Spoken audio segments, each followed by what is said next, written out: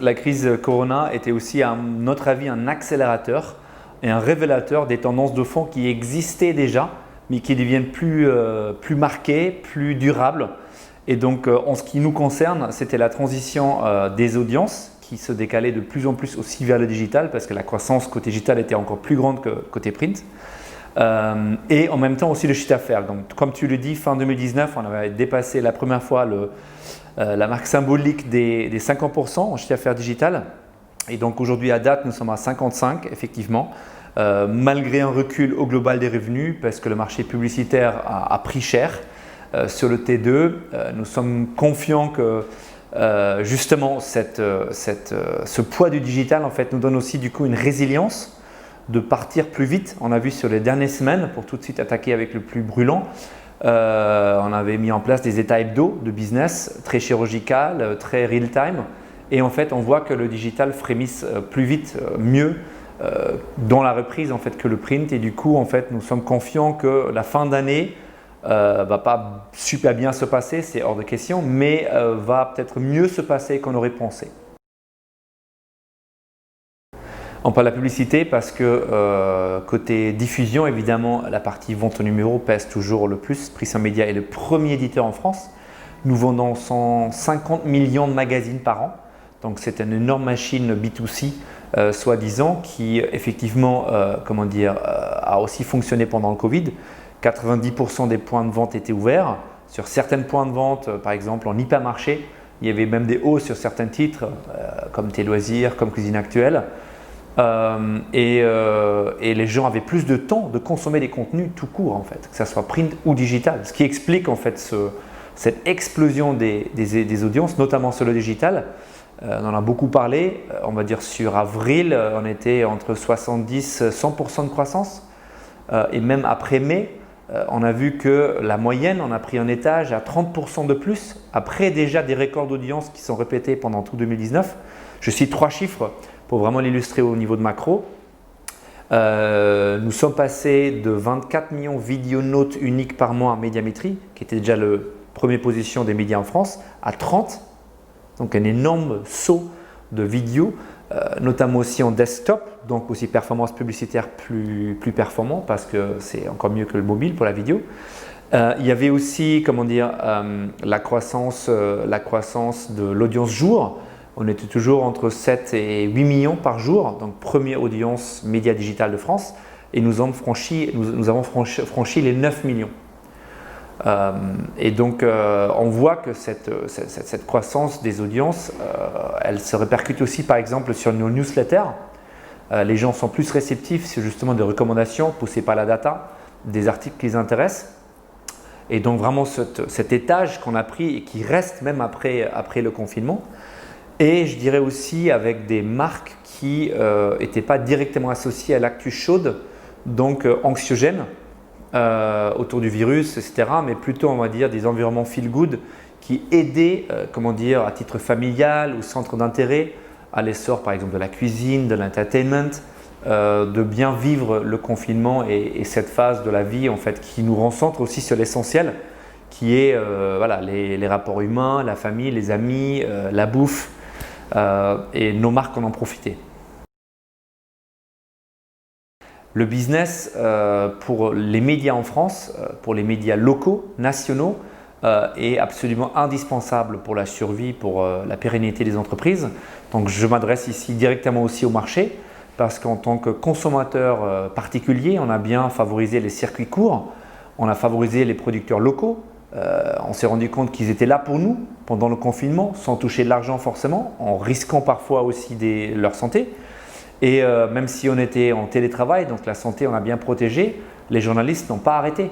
Ils ont travaillé quasiment jour et nuit, on a fait preuve de créativité folle, comme par exemple un spécial mode de gala, spécial masque, où les créateurs, les plus beaux créateurs de mode du monde ont fait du shooting avec nous tout à distance.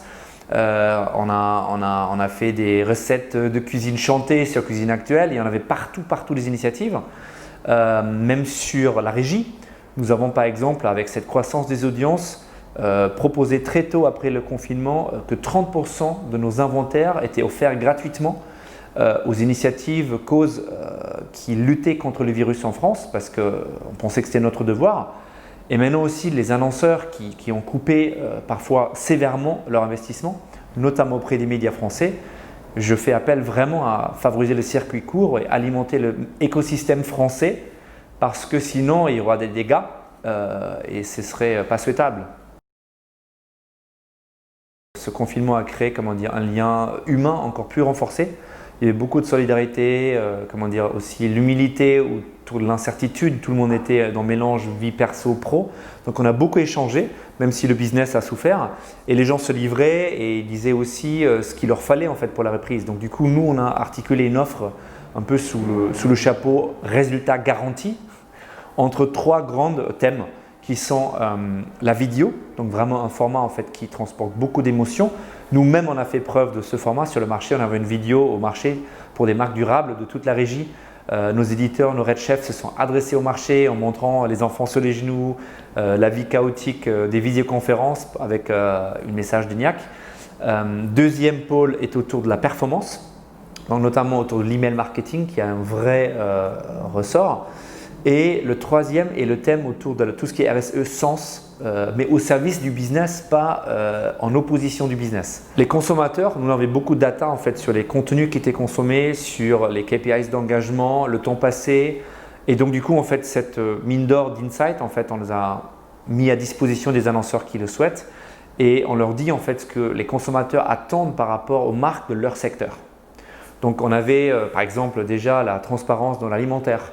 Ça s'est élargi sur donc ce qu'on met dans son corps. Ensuite, c'était ce qu'on met sur le corps, la mode, la beauté. Et d'autres secteurs vont suivre, la voiture. Et donc, ce que je disais, les tendances de fond qui existaient avant la crise sont encore plus renforcées. Les consommateurs attendent des marques qu'ils fassent preuve des actions. Ils ne veulent plus de promesses. Ils ne veulent pas de la com, comme ils disent, mais ils veulent des preuves. Donc, on ne parle même plus des love brands, mais des act brands, des marques qui font. Et pour cela, en fait, il faut ensuite aussi un discours un peu plus éditorialisé, un peu moins promotionnel pour être en empathie avec sa clientèle, avec ses consommateurs et montrer en effet de miroir comment en fait votre boîte, votre marque change, les engagements qu'elle a pris. Une tendance de fond, un exemple très concret est la mise en valeur des collaborateurs. Donc, on montre clairement comment on traite ses collaborateurs et ça devient un miroir des valeurs d'une marque. Et ce type de discours, ça se raconte. Un éditeur, donc un conteur, est parfait pour le faire et on a de plus en plus de briefs dits RSE qui rentrent que jamais avec des KPIs associés bien sûr. Et donc du coup, je pense que c'est une vraie tendance de fond. J'ai entendu aussi un peu un leitmotiv qui peut être moins, mieux et plus de sens, MMS. Donc, quand on communique vraiment, il y a des choses à dire. On essaie de changer la société et le monde pour le meilleur. Il y a évidemment le thème de l'écologie qui pèse énormément et les gens l'attendent. Mais c'est le moment maintenant en fait, de prendre la parole et de montrer que votre entreprise change. Et j'encourage notamment les annonceurs aussi français, parce que je pense que c'est culturel de ne pas avoir peur de prendre la parole, parce que ce n'est pas parce que vous n'êtes pas parfait, il ne faut pas en parler. C'est le progrès qu'il faut valoriser et l'honnêteté. Dans le monde anglo-saxon, on valorise le progrès et dans le monde latin, français, on n'ose que parler quand on est parfait. Nobody's perfect. C'est très honnête de le dire, de l'annoncer, mais de valoriser ce qu'on fait pour avancer. Je prends un peu la big picture. Je pensais que les GAFA avaient historiquement 10 ans d'avance parce que à l'époque, les médias, on va dire fin des années 90, se sont pas assez bien et vite mis sur le digital ou l'ont mal fait. Cette avance-là en user experience, en expertise, s'est effacée depuis donc maintenant 15-20 ans. Et notamment les dernières 5 ans, en fait, l'expérience sur les médias, encore une fois nationaux, était carrément équivalent des GAFA. Je prends un exemple sur les vidéos vues, sur les performances qu'on a créées autour de notre inventaire, tout en étant brand safety, on était parfaitement comparable aux GAFA. La preuve, on vient de sortir une offre New Deal de la vidéo où en fait une vidéo vue 100%, complétée 100% à 1 centime. Donc c'est des prix quasiment plus compétitifs que YouTube, mais avec la brand safety avec. Donc il n'y a plus de problème de produit En revanche, les comportements digitaux se sont renforcés, les GAFA évidemment ont aussi profité de cette phase de Covid, avec un effet où ils étaient plus préservés, j'ai l'impression, mais je ne connais pas leurs chiffres en détail, des coupes des annonceurs. La partie plateforme, ça veut dire small medium business, a fortement baissé quand même aussi, parce que beaucoup notamment restaurateurs ont dû couper leur investissement. C'était un marché qui n'existait pas pour nous, donc pour nous ça n'a pas d'effet. Pour les GAFA, ça pesait en partie plus que 50%, donc c'était en forte baisse. Donc difficile pour moi de s'exprimer. Ce que je veux dire, c'est que nous sommes parfaitement compétitifs, la preuve de cette offre vidéo. Ce qui décide maintenant le cours de l'histoire, le destin à suivre, ça va être la CNIL, parce que le vrai sujet, ce n'est pas les GAFA, c'est en fait comment on va dire notre compétitivité va pouvoir rester dans l'avenir, parce qu'ils ont des audiences loguées. Si donc avec RGPD2, le Transparency Consent Framework V2 et le cookie-less, on serait fortement défavorisé par rapport aux GAFA, ça veut dire qu'on creuse les inégalités et donc la CNIL a beaucoup de responsabilités en fait pour penser à cet écosystème-là tout en voulant protéger les consommateurs français. Mais le dernier jugement du Conseil d'État face au cookie wall montre quand même qu'il y a une prise de conscience des autorités sur le marché des médias, d'une filière communication en France qui est un peu plus complexe et qui doit préserver les locaux. Chez Prisma Media, nous aimons le changement. Nous pensons que c'est la capacité de changer qui donne un avantage concurrentiel et surtout en fait qui peut stimuler. Du coup, là, ce qu'on a vécu, c'était un crash test à 100% télétravail qui était globalement très réussi, même s'il y avait des difficultés, ça dépend aussi des situations individuelles. Mais nous pensons que de cette contrainte sanitaire peut naître une nouvelle opportunité de réinventer la vie de travail. Alors, nous pensons par exemple que finalement la culture de l'ancien monde du travail était une culture où on prenait les gens pas pour des adultes, on leur imposait d'être à un endroit quelque part pour faire leurs tâches, au lieu de peut-être laisser beaucoup plus de latitude entre présentiel et autonomie géographique pour décider eux-mêmes qu'est-ce qui fait du sens pour que justement ils soient à la fois efficaces grâce au télétravail, mais que les moments de rassemblement, enjeux d'engagement, culture d'entreprise permettent par le présentiel. Et donc nous sommes actuellement dessus, nous écoutons beaucoup nos collaborateurs pour inventer la façon comment on va reprendre ce mode hybride en septembre qui reste à inventer, mais nous pensons qu'il ne faut pas le voir comme contrainte sanitaire, mais comme opportunité d'aller encore plus loin pour aller sur ce cap en fait, d'un management en fait, de sens et qui valorise l'empowerment, la responsabilité et la maturité de l'individu. Changement radical.